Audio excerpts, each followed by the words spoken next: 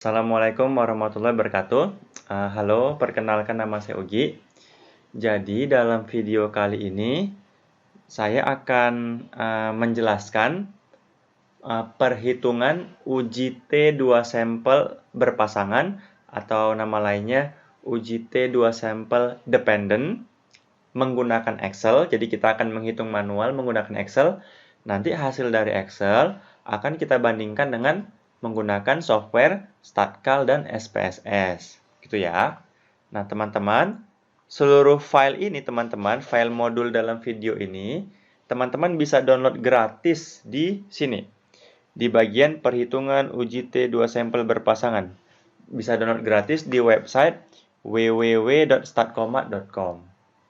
Kemudian teman-teman, untuk software StatCal sendiri teman-teman bisa download gratis di www.statcal.org. Teman-teman download di sini. Dan jangan lupa ini channel YouTube saya namanya Statcomat, dibantu subscribe. Oke, terima kasih. Kita mulai saja. Oke, teman-teman. Jadi di sini ada contoh kasus ya seperti ini. Ini dia. Nah, contoh kasusnya misalkan diberikan data berat badan dari 6 responden sebelum mengkonsumsi obat diet ABCD dan setelah mengkonsumsi obat diet ABCD selama sebulan. Jadi teman-teman ada 6 orang. 6 orang ini dicatat dulu berat badannya berapa. Kemudian setelah dicatat berat badannya, ini kan sebelum ya. Kemudian dia diberi perlakuan mengkonsumsi obat diet ABCD. Obat diet ABCD selama sebulan dia konsumsi.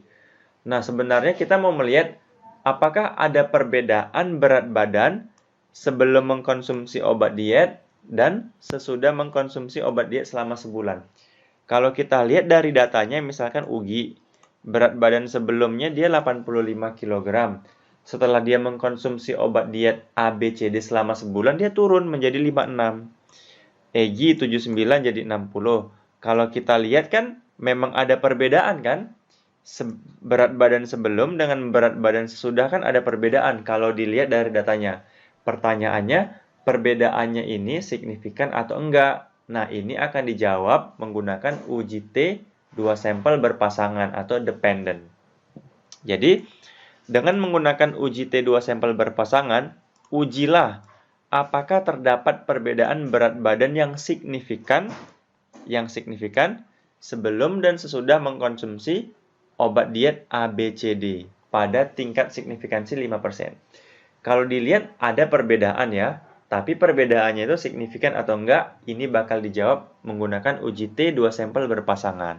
Gitu ya. Nah, jadi tahapannya kita pertama akan menghitung nilai statistik T, kemudian kita akan menghitung nilai kritis T, yang kemudian baru kita ambil keputusan. Ada perbedaan berat badan yang signifikan nggak sebelum dan sesudah? Oke, kita sekarang akan menghitung secara manual.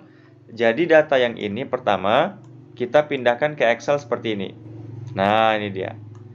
Jadi, ini datanya Ugi. Ini datanya ya. Kemudian kita hitung nilai rata-ratanya. Kalau mau menghitung rata-rata, kita bisa menggunakan rumus average misalkan. Jadi, sama dengan average. Ini saya kosongkan aja dulu ya. Saya bersihkan dulu aja di sini. Clear content. Oke, ini clear content. Jadi pertama kita hitung dulu rata-ratanya ya. Kita hitung rata-ratanya dulu. Nih, pakai fungsi average. Oke, rata-ratanya boleh kita hitung. Jadi kalau kita lihat secara rata-rata ya, dari 81,16 kg ya, itu sebelum rata-ratanya, sesudah menjadi 63,5. Dari 81 ke 63, menurut teman-teman perbedaannya turunnya itu drastis atau enggak?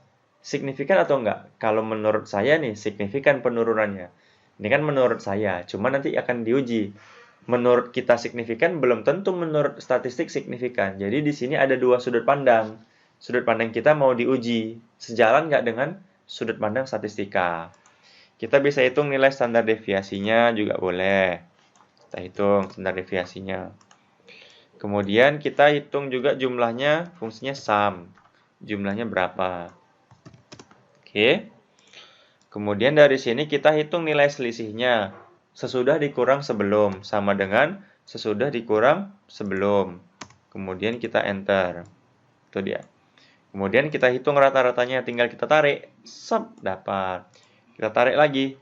Tunggu, kita tarik lagi ke sini. Sep, dapat. Tarik lagi. Sep, dapat. Ini saya hapus dulu ya. Oke. Kemudian dari sini kita hitung nilai D dikurang D rata-rata kemudian dikuadratin. Jadi sama dengan buka kurung nilai D-nya ini dikurang D rata-rata itu yang ini, D rata-rata, klik. Kemudian jangan lupa rata-ratanya itu dikunci. Diblok dulu sini kemudian dikunci F4. Kemudian tutup kurung kuadrat. Nah, itu dia. Tep, dapatlah dia. Kita tarik ke bawah seperti ini. Nah, ini dia. Tinggal kita tarik lagi untuk menghitungnya. Sap, dapat. Oke. Nah, kemudian untuk menghitung nilai statistik T, teman-teman, kita harus menghitung standar deviasi dari data selisih pasangan pengamatan. SD. Ini rumusnya. Nah, ini dia. Sekarang kita bakal menghitung ini. Oke, ini dia. Kita hitung ini ya. Sama dengan kalau akar SQRT. SQRT buka kurung. Ini kan jumlah sum. Ini jumlah yang ini itu diambil yang ini. Nah, ini kita ambil yang mana? Yang jumlah ini. Nah, yang ini kemudian dibagi N dikurang 1. N itu jumlah sampelnya kan ada 6 orang. 6 dikurang 1 berarti 5. Berarti di sini 5 kurung enter. Dapatlah nilai standar deviasi 6,801. Sehingga di sini nilai standar deviasi dari data selisih pasangan pengamatan 6,801,9 sekian-sekian. Dapat ya. Barulah kita hitung nilai statistik T-nya. Oke, kita hitung sama dengan D. D rata-rata dari D. Itu yang mana? Kita buka kurung. Rata-rata dari D. Ini dia rata-ratanya. Sep. Itu kan? Dikurang ini rata mu D. Mu D itu kayak rata-rata populasi dari D. Itu 0. 0. Artinya 0 itu tidak terdapat perbedaan. Kan hipotesis 0-nya kan nggak terdapat perbedaan. Maka kita isi dengan 0. 0 dia. Memang kalau dia tidak dapat perbedaan, ketentuannya memang 0 dia. Oke, 0. Kemudian dibagi, buka kurung, standar deviasi dari D-nya yang ini. Kemudian dibagi lagi kan, dibagi ini kan dibagi akar dari N. Akar tuh SQRT dari N. Jumlah sampelnya berapa? 6. 6. Tutup kurung, enter. Nah, dapatlah dia nilai statistik T-nya negatif 6,362. Ini dia. Nah, ini dia. Negatif 6,632. Negatif 6,362. Oke, sama dia. Berarti sudah terjawab ini ya, yang ini. Kemudian kita akan menghitung nilai kritis T. Nah, teman-teman, untuk menghitung nilai kritis T, perlu dihitung nilai derajat bebas atau degree of freedom atau singkatannya DF. DF itu rumusnya N dikurang 1. Ini udah rumusnya. N-nya 6, 6 dikurang 1, 5. Berarti dapat DF-nya 5. Kemudian barulah kita buka namanya tabel distribusi T. Nah, tabel distribusi T, teman-teman, bisa download di Google. Nama lainnya itu T critical value, nilai kritis T. Tinggal download aja, dapatlah saya ini tabelnya. Nah, tadi kan kita dapat nilai derajat bebasnya berapa? DF-nya 5. Berarti kita lihat DF-nya 5, ini dia. Kemudian kita lihat tingkat signifikansinya kan 5%. Nah, berarti di sini kita lihat yang two tail ya, 5%, 0,05, 5%, two tail. 2,571. Berarti nilai kritis T-nya 2,571. Ini dia. Oke. Nah, setelah kita dapat nilai kritis T-nya, kita gambar daerah keputusannya. Ini dia. Jadi karena dia two tail itu 2 ekor. Ada ekor sebelah kiri, ada ekor sebelah kanan. Yang sebelah kiri itu dia negatif. Nilai kritis T-nya. Yang sebelah kanan dia positif. Nah, jadi nilai kritis ini karena two tail dia membagi 3 wilayah. Wilayah 1 itu daerah signifikan, wilayah kedua daerah tidak signifikan, wilayah ketiga dia daerah signifikan.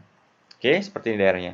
Sekarang baru kita lihat nilai statistik T kita jatuh pada daerah yang mana. Kita lihat. Diketahui nilai statistik T kita negatif, 362. Benar kan? Negatif, 362. Nah, negatif, 362 ini jatuh pada daerah yang mana? Kan jatuh pada daerah di sebelah kiri yang ini. Nah, letaknya di sini. Ya kan, negatif 6,362 kan di sebelah kiri nilai kritis T negatif, 257. Berarti jatuh di daerah signifikan.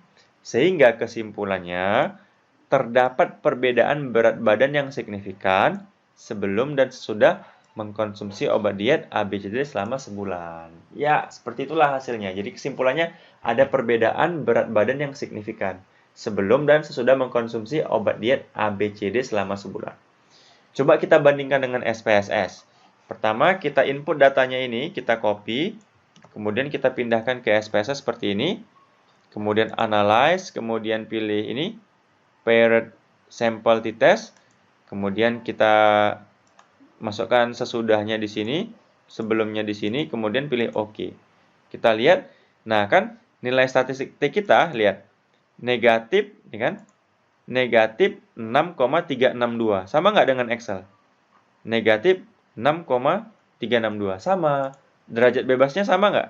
Derajat bebasnya 5. Sama, DF-nya 5 gitu.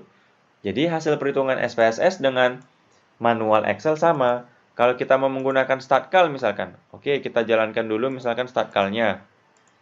Ini StatCal-nya kita jalankan.